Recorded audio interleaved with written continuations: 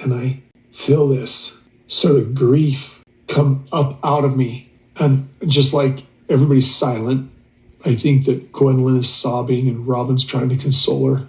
This grief comes out of me and I wailed. And that's when I first, I think, became really aware that this situation has gone down, and it's sort of unreconcilable. I just don't know what to do. I'm lost in this.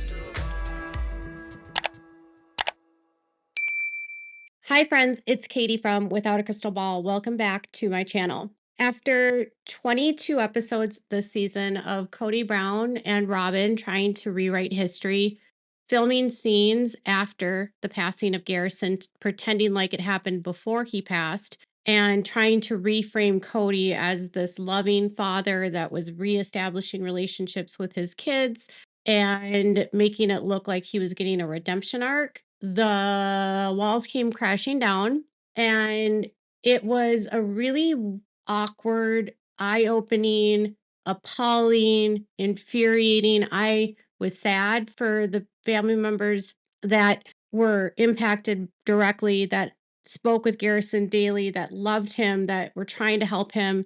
It was a hard moment to swallow this episode because all season, Garrison had been erased. He was no longer on the show. They didn't talk about him. His final text was to Cody and a group of people from TLC, along with some other family members, saying, I want to hate you for the good times, but I can't. I miss those days. And that was sent to Cody from his son, and Cody did not respond.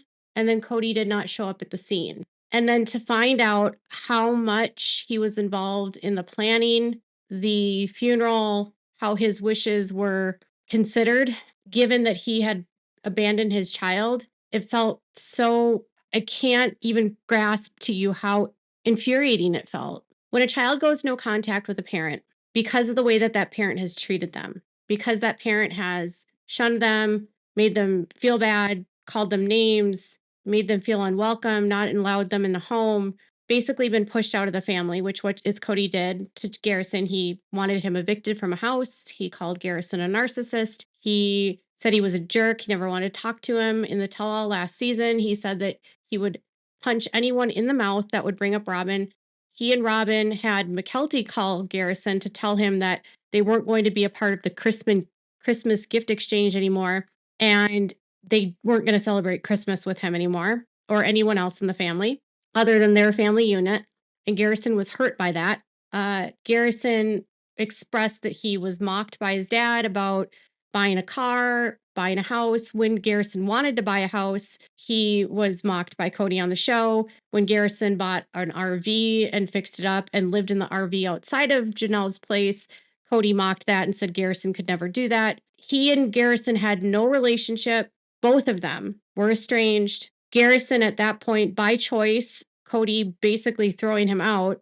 But at the end, Cody gets to decide what happens. And that made me so mad. I felt like the family that deserved to have the say was not the man that donated the DNA to create his life, but those that actually raised him, cared for him, loved on him, and stuck with him through the good and the bad. It felt so disrespectful to me, to his life, to allow Cody a place to play the victim and to act like he was feeling grief. I don't know that he actually felt grief. I really don't, because so many of his words in this episode felt so hollow. He told Robyn while sitting at a fire that he needed to do things differently because he felt like he had more time. He could have done things so much differently. He could spent more time with Garrison, and he needed to reconcile and change things in his life. And then a year later, a year and 2 months later, nothing has changed with Cody and his kids. Nothing. Actually, it's gotten worse. It's gotten worse. Garrison's final moments in life, he was angry with his father. No one responded to him. He took his life, other than Janelle, who responded to him. And Janelle's pain was so palpable, but I still felt like so frustrated that she had to do this for TLC. And I felt frustrated that, I mean, it might have been easier for her to not put her foot down with Cody, to try not to fight. But I feel like I would have just, like, if that would have been me, I would have kept Cody completely out of the conversation. He wouldn't have even been invited to the funeral. And then to know that they brought him back to Wyoming to be buried next to the grandmother at the grandma ranch by Cody's dad, specifically knowing that Janelle had a complicated relationship with Wynn, and so did a lot of the kids. And it just felt so odd to me that they were going to bury him where Cody came from, not where Garrison was from. I mean, he might have been born in Wyoming, but that's not where his life was. I had so many feelings about this. I felt heartbroken for the women, the OG3, that literally had feelings here, that it was obvious they were grieving. I just was so angry that Cody was given this platform, because it's like TLC doesn't want to acknowledge what Cody did. And it's just like so frustrating. And then several siblings sat up on and shared their experiences, and Gabriel came on the camera after he found his brother, not immediately after, but Gare really was like so genuine, and he didn't let on to it a lot, but he always felt a lot deeper than he expressed.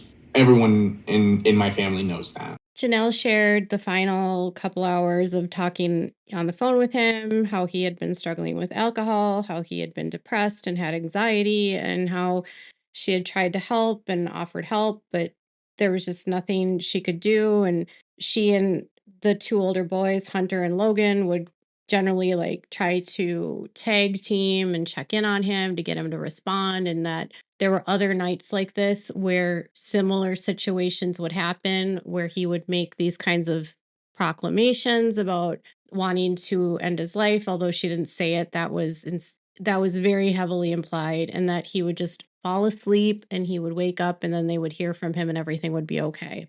And obviously, we know Gabriel found him, and Gabriel.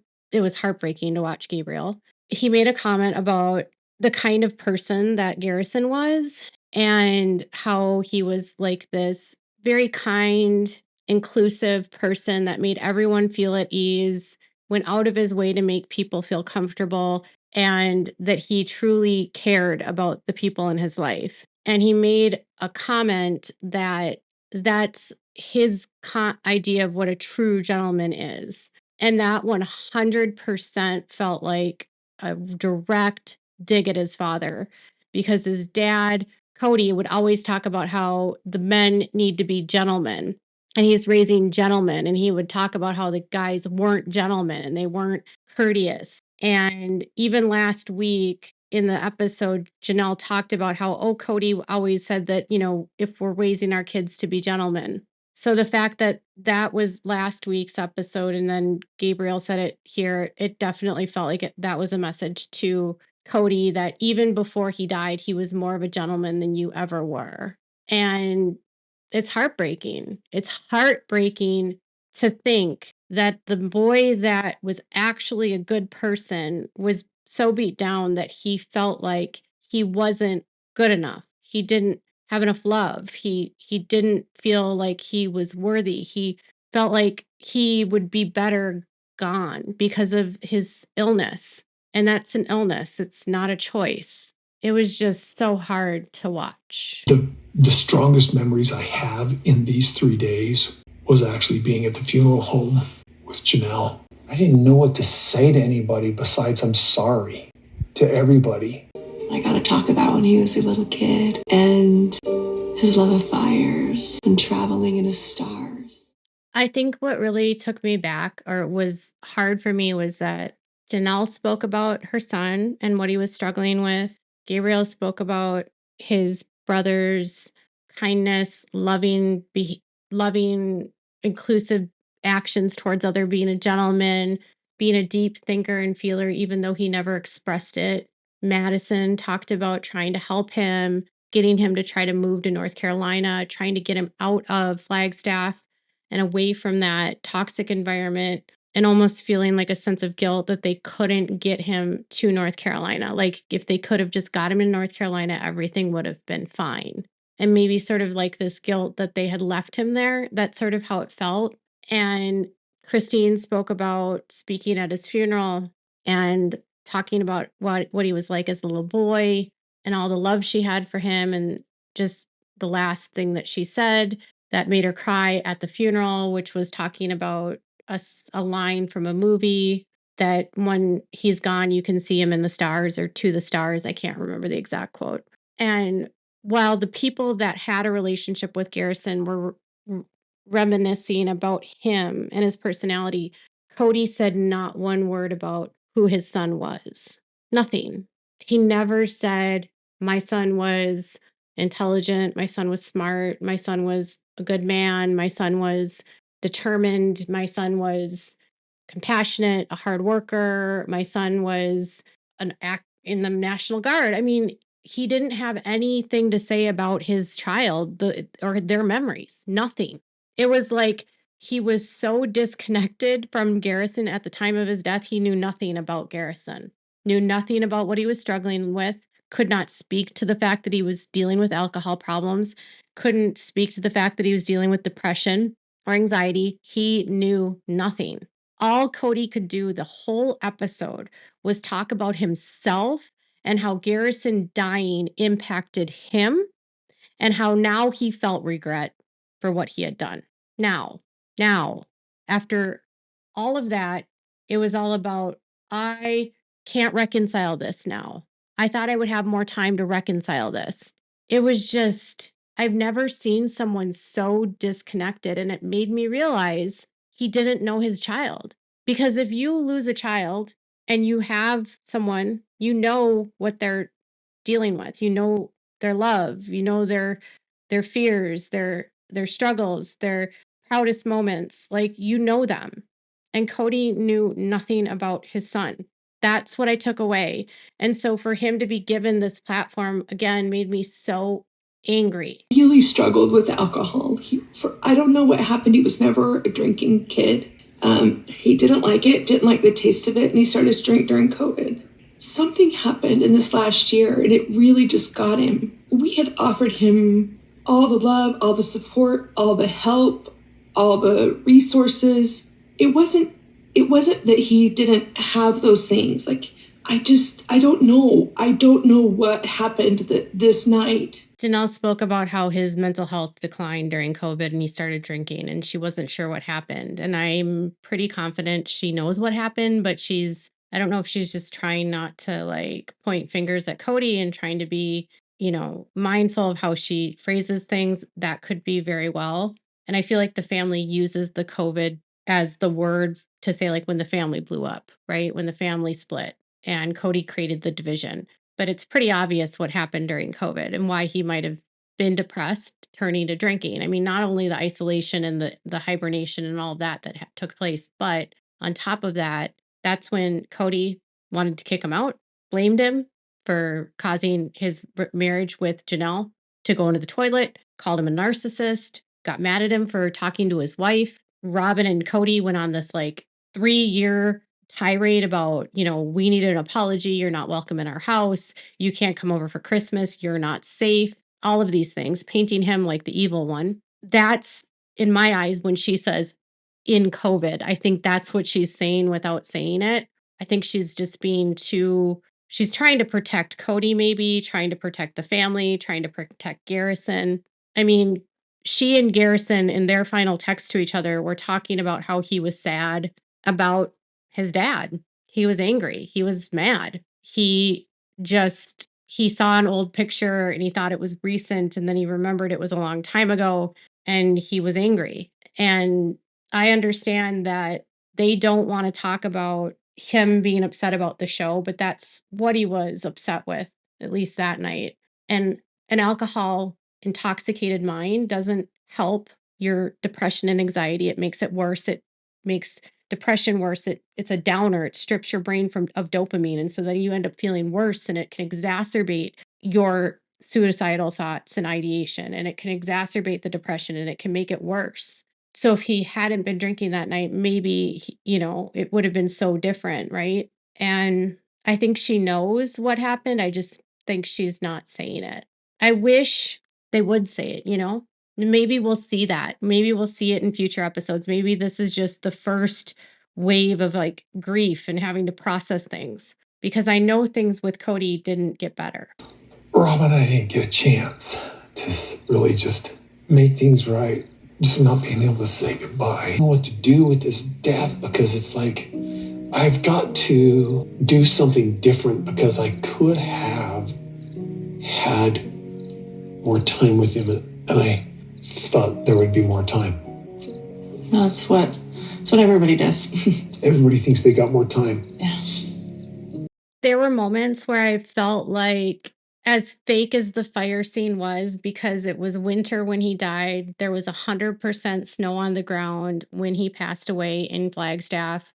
Within days, I mean, there was still feet of snow on the ground by their house. So this was not filmed after he died. This is not filmed when he needs to bring him home. It's not, this is a staged scene. But that moment where where he says to her, like, I need to do something different. And it comes in waves. And I feel like I had more time to make this right. Like it sounded like he almost was going to say, like, he wanted to change and reestablish the relationships with his kids. And then Robin just says, well, that's what everyone says. They wish they had more time. And it felt like she was just telling him, like, you don't need to do anything differently. That's just like a feeling you're having that, it's because of the grief. Everyone thinks they have more time.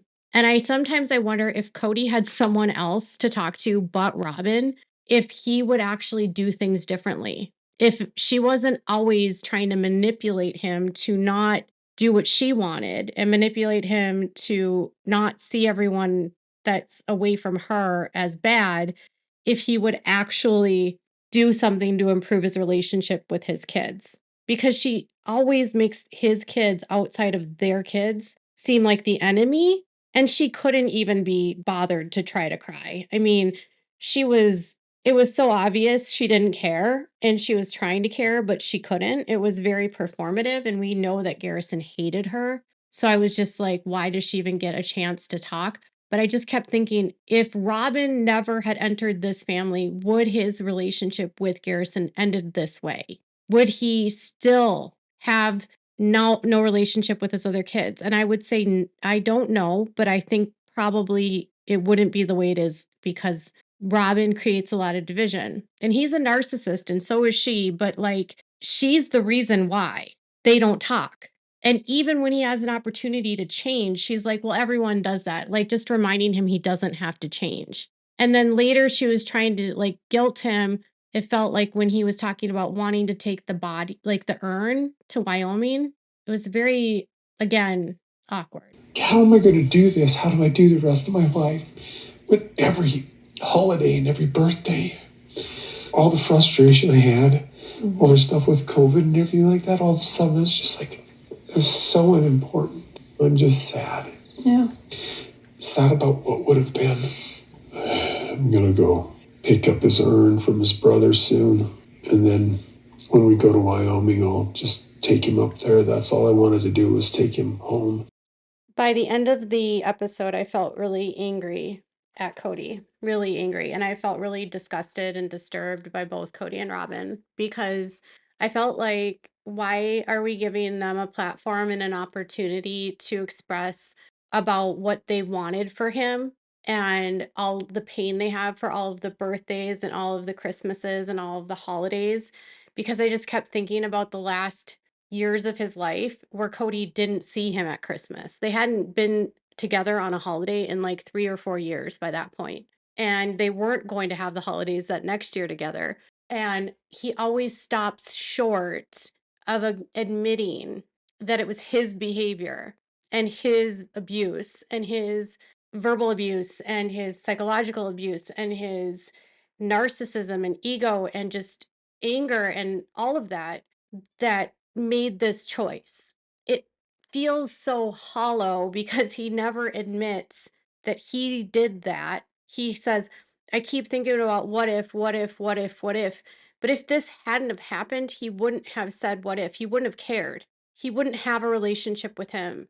And if he cared and he said what if, what if, what if, today he would have a relationship with his kids. And he doesn't. He barely speaks to any of his kids. Hunter doesn't talk to him. Logan doesn't talk to him. Gabriel doesn't talk to him. Savannah doesn't talk to him. Janelle's kids do not talk to him. I don't know. McKelty, even his loyalist daughter, McKelty, doesn't talk to him because of what he's done since Garrison's death. He said he was going to change. He said he was going to make more time. He said he was going to make a point of having a relationship, and he didn't. Instead, he made the death about him. And if this is what the family is talking about, why they don't talk to him anymore, I understand. If this was the way that they're treating it, Kody and Robyn, like if he would have just apologized, this is all, I mean, that was how it felt to me when Robyn said what it could have been for him. As though if he would have just apologized, this could have been so differently. If he would have just understood that, I needed an apology, Garrison could have had this amazing life. Maybe if you wouldn't have been so verbally abusive to him, maybe if you would have been able to manage having kids with other women and not just have to be with Robyn all the time. Maybe if Robyn didn't spend 3 years playing the victim like Garrison was a bully to her. If this is how they acted at the funeral, I understand why nobody speaks to them anymore. And all of this is performative for a show. It's all for cameras. Because when the cameras aren't on, Kody and Robyn, days after Garrison was dead, they were in Scottsdale at a steakhouse having dinner with their 3 older children, and they were eating and laughing. And Kody started this episode about how he needed to console his children, and it was Gwendolyn that had to ask in order to come over, and yet his 3 oldest kids didn't go to the funeral. It's just fake.